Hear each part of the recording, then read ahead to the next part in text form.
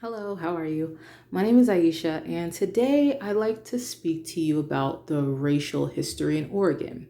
So, Oregon is probably about 75, 80%, I don't know, something real high of white. And the others are 25%, 30.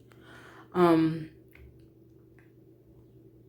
I never really knew why Oregon was the way it was. I guess I never really thought about it until I actually watched a video um, of this woman, Walida Amarisha. I hope I said that right.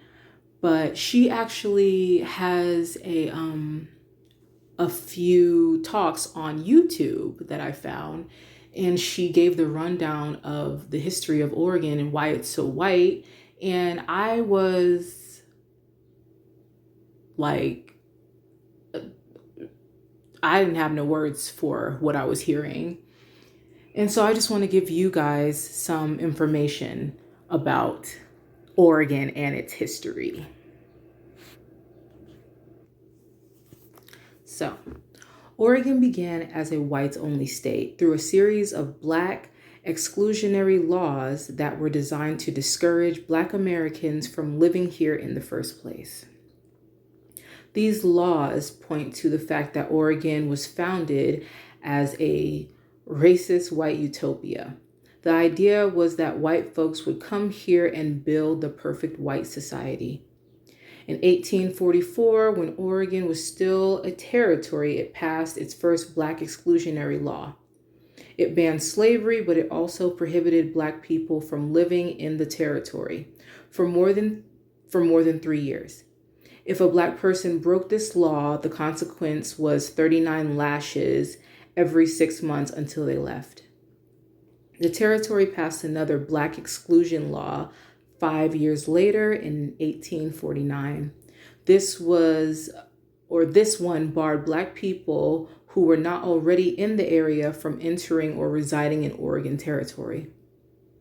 The final exclusion measure made it into the Oregon Constitution as a clause when the territory became a state 10 years later in 1859.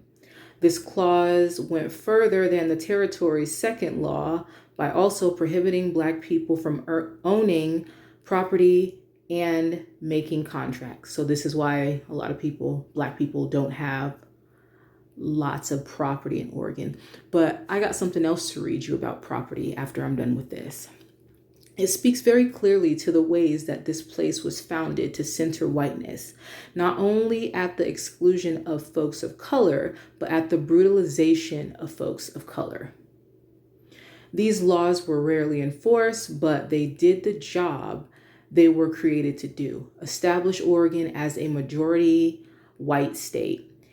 And it's why Portland, the state's most populous city, is still known as the whitest big city in the United States. That same Portland that they're always rioting since George Floyd. Yeah.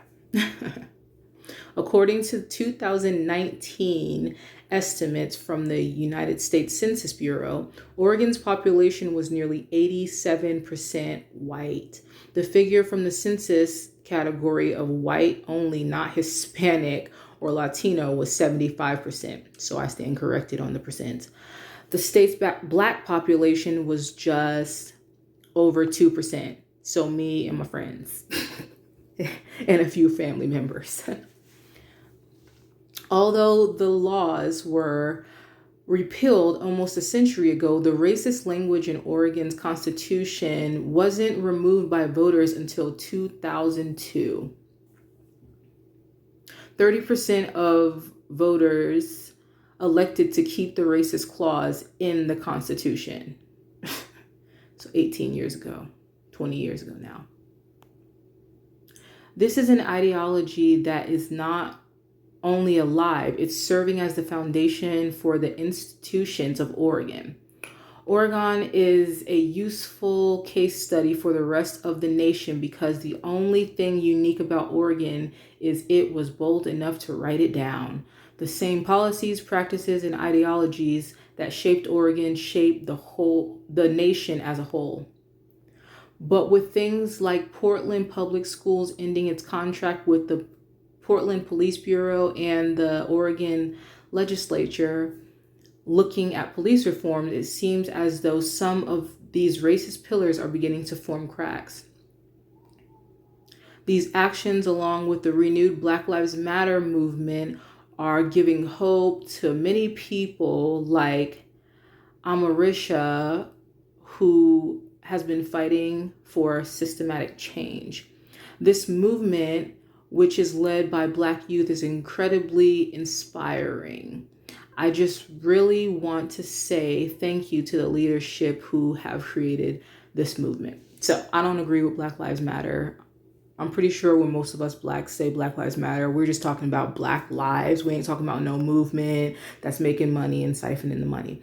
So really, I didn't even need to read the last little bit. I just wanted to give you some of Oregon's, Oregon, however you want to say it. I say Oregon. So this is a picture. A group of KKK members parade down the streets of Grants Pass. I've been there. In 1920, the KKK had a strong presence across the state in the early 1900s. The Oregon Klan leaders claiming 35,000 active members in 1923. So I'm going to tell you guys why Oregon has, like, all white people own pretty much all the land, and this should throw you for a loop. In 1857, Oregon adopted a state constitution that banned Black people from coming to the state, residing in the state, or holding property in the state. During this time, any white male settler could receive 650 acres of land and another 650 acres if he was married. This, of course, was land taken from Native people who had been living here for centuries. So they giveth and they taketh away, huh? Well, they didn't giveth nothing. They just took it away. Anyways, that was a little bit of Oregon history. I think it is important. This is American history. Maybe one day I'll tell you guys about the displacement of the Black Americans in Portland. There was a flood and they did absolutely nothing to help those people get their houses, their land back.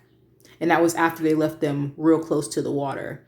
So maybe I'll get into that since I speak about American history, the truth, the displacement of African Americans, and all of that. So yeah, this is Oregon for you. This is the state I live in. I am actually not proud to live here. It's a beautiful place, but I'm just not I can't be proud of nothing that comes from racism. I think that we should all just tell the truth so we can move on, because we obviously have not been able to move on because bitches just don't want to tell the truth. But I think that's all for today. I hope you guys have a wonderful day. I thank you for listening. Bye.